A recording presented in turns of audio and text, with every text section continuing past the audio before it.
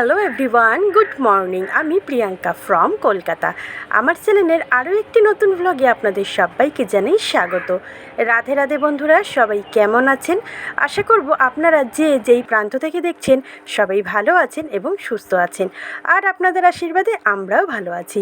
আজকে একটা বিশেষ দিন। ভিডিও শুরু তো দেখে আশা করছি কিছুটা হলেও আন্দাজ করতে পেরে গেছেন আজকের দিনটা কেন বিশেষ।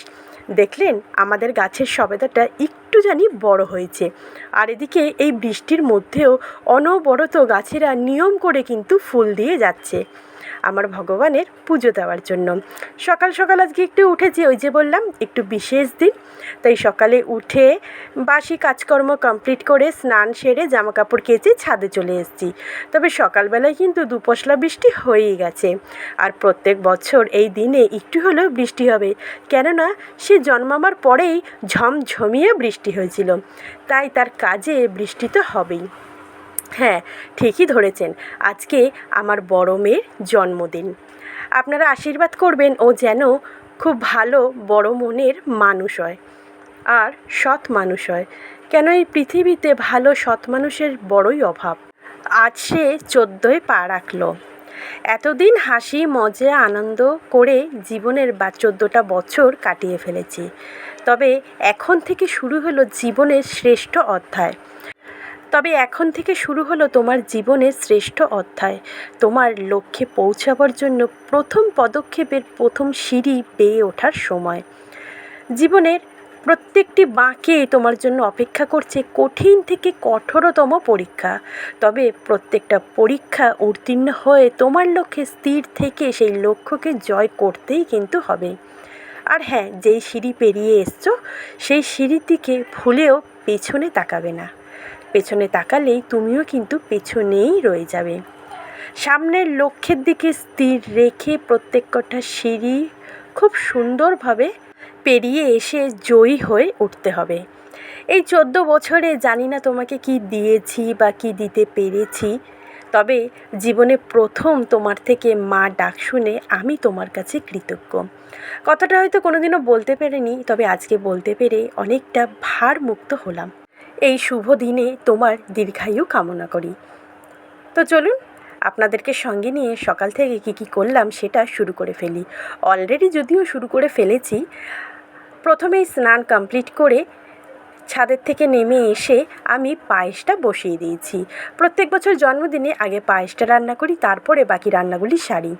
তবে আজকেও মোটামুটি রান্নাবান্না হয়ে গেছে। দুধটা জাল দিয়ে তারপরে চালটা দিয়ে দিলাম। চালটা সেদ্ধ হয়ে আসার পরে বাতাসা আর কাজু কিশমিশ অ্যাড করলাম, তবে পায়েসটা এখনও কিন্তু পুরোপুরি হয়নি। আর আমি পায়েসে কখনোই চিনি দিয়ে পায়েস করি না, বাতাসার মিষ্টিটা দিয়েই পায়েসটা কমপ্লিট করি। পায়েসটা নামিয়ে ফেলেছি আর ইন্ডাকশানে ভাতটাও বসিয়ে দিয়েছিলাম পায়েসটা বসিয়ে দেওয়ার পরে। পায়েসটা নামিয়ে নিয়েছি, তারপরে ভাতটাও উপর করে দিয়েছি। এখন ভাজাভুজিগুলি কমপ্লিট করে নেব। এখানে বাটির মধ্যে রয়েছে বেগুন, আলু, পটল আর ঢ্যাঁড়সটা আলাদা রেখেছি। আর মাছ ভাজাও দিয়েছিলাম, ডাল করেছিলাম, 5 রকম ভাজাভুজি। আর মেয়ে বলেছিল ইলিশ মাছ আনতে, তাই ওর বাবা আজকে একটু বড় সাইজেরই ইলিশ মাছ এনেছে। আর ইলিশটা আমি সর্ষে বাটা করেছি, তবে সর্ষে বাটার মধ্যে আজকে একটুখানি কিন্তু টক দই দিয়েছিলাম। তবে কাটাপোনা মাছ ভাজা করেছিলাম আর কিছুটা ঝাল করেছিলাম। আমার কাটাপোনার ঝালটা দিয়েই ভাত খাওয়া হয়ে গেছে, তাই ইলিশের টেস্ট কেমন হয়েছে আপনাদেরকে বলতে পারবো না। তবে মেয়ে খেয়ে বলেছে মা দারুণ হয়েছে কিন্তু আজকে ইলিশ মাছটা। তো চলুন ভাজাভুজিগুলি কমপ্লিট করে ফেলি। আমি প্রথমেই পটল ভাজাগুলি বসিয়ে দিচ্ছি, তারপরে বেগুন ভাজা করব, তারপরে আলু ভাজা করব। না, বেগুনটা মনে পরে ভেজেছি লাস্টে।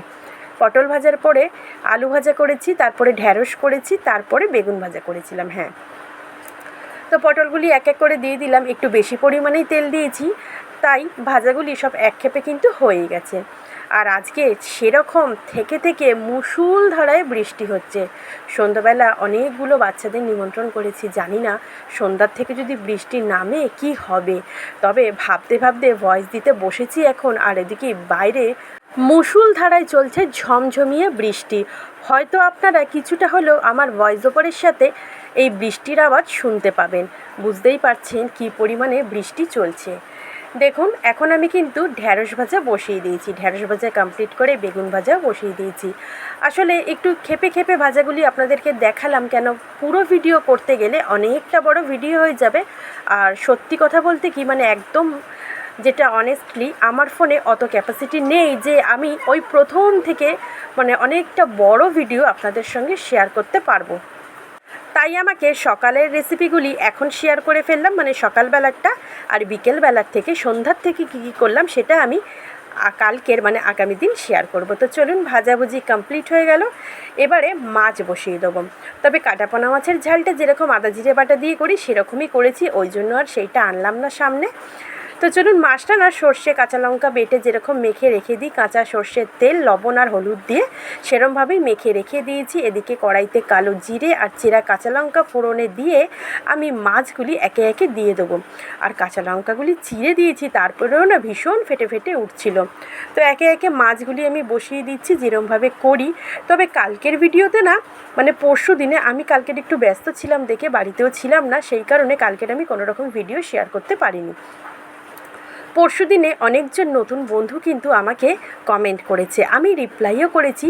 তবে আজকে ব্যস্ততার কারণে আমি সবার নাম নিয়ে উঠতে পারলাম না, তাই প্লিজ কিছু মনে করবেন না আপনারা। আমি কিন্তু আগামী দিন অবশ্যই দুদিনের ভিডিওতে কারা কারা কমেন্ট করেছেন সবার প্রত্যেকজনের ধরে ধরে কিন্তু নাম নেব, যেরকম প্রতিদিন নিয়ে থাকি। তবে আপনাদের সকলকে অসংখ্য ধন্যবাদ আমার ভিডিওটা দেখার জন্য, পাশে থাকার জন্য, আর এত সুন্দর করে কমেন্ট করার জন্য। আশা করব আগামী দিনগুলিতে ঠিক এরকমভাবেই আপনারা এত সুন্দর করে আমার পাশে থাকবেন আর আপনারা ভালোবাসা ও আশীর্বাদ দিয়ে যাবেন। তো দেখুন, মাছগুলি তো বসিয়ে দিয়েছি। এদিকে আমি যে বাটিটার মধ্যে আর কি মাছটা মেখেছিলাম সেই বাটিটাই জলটা নিয়ে নিচ্ছি, কেন অনেকটা কিন্তু মশলা সেই বাটির মধ্যে আছে। আর আমি প্রথমেই বলেছি, আমরা কিন্তু গৃহিণীরা অল্প অল্প সঞ্চয় করেই কিন্তু একদিন বিশাল বড়লোক হয়ে যাব, এটা কিন্তু আমার খুব বিশ্বাস করি আমি এটা। আমি যদি এখানে এই মশলার বাটিটা ধুয়ে জলটা ফেলে দিয়ে এমনি নর্মাল জল দিতাম, তাহলে কতটা মশলা নষ্ট হতো বলুন তো। এতে অনেকটা টাকাও কিন্তু নষ্ট হয়ে যেত। তো এই ছোট্ট ছোট্ট পদক্ষেপ নিতে নিতে একদিন সিন্ধু জয় তো করবই। কথাতে আছে না, বিন্দু বিন্দুতে সিন্ধু জয়, সেরকম অনেকটা। তো যাই হোক, মাছটা একটু কষতে দিয়ে দিলাম। আর এবারে মাছটাকে আমি কড়াইটা এরমভাবে একটুখানি টসে মতন করে নিচ্ছি, আর তারপরে ফাইনালি জলটা অ্যাড করে দেবো। আর আপনারা দেখতে পাচ্ছেন রান্নাঘরের জানলা দিয়ে কীরমভাবে বৃষ্টি কিন্তু হয়েই যাচ্ছে, আর এখনও পর্যন্ত কনস্ট্যান্টলি বৃষ্টি পড়েই চলেছে। তো দুপুরবেলায় এবারে কেউ আসেনি, মারা আসেনি, একটু মন মেজাজটা খারাপ দেখে। আমারও যে খুব একটা মন ভালো সেটাও না, আমিও ভেতর থেকে খুবই কষ্টে আছি, দুঃখে আছি, সবই আপনাদেরকে জানাবো। তবে আর কদিন পর তো মাছটা কমপ্লিট হয়ে গেছে। এবার ওপর থেকে কাঁচা সর্ষের তেল ছড়িয়ে মাছটাকে নামিয়ে ফেলবো। মোটামুটি এবেলার মতন রান্নাবান্না কমপ্লিট। এবার বিকেলের রান্নার তোড়জোড় বিকেলেই দেবো। এবার গুছিয়ে একটু মেয়ের সামনে দিয়ে দিলাম, যেইটুক পেরেছি। এখানে ড্রাগন ফল এনেছিল, সেটাও কেটে কিন্তু সামনে দিয়েছি। মাছের সর্ষে বাটা, ডাল, পায়েস, মাছ ভাজা, ঢ্যাঁড়স ভাজা, বেগুন ভাজা, পটল ভাজা, আলু ভাজা, লেবু, পেঁয়াজ, কাঁচা লঙ্কা দিয়ে সুন্দর করে সাজিয়ে মেয়েকে দিয়ে দিলাম। কেমন হয়েছে অবশ্যই জানাবেন, আর আপনারা ওকে আশীর্বাদ করবেন, ও যেন ভালো মনের মানুষ হয়। আজকের মতন এখানেই রাখলাম, আশা করব ভালো লাগবে। ভালো লাগলে অবশ্যই চ্যানেলটা সাবস্ক্রাইব করে পাশে থাকবেন। ভিডিও দেখার জন্য অনেক অনেক ধন্যবাদ। আজকের মতন এখানেই রাখি, দেখা হচ্ছে আগামী দিন নতুন ব্লগে। রাধে রাধে।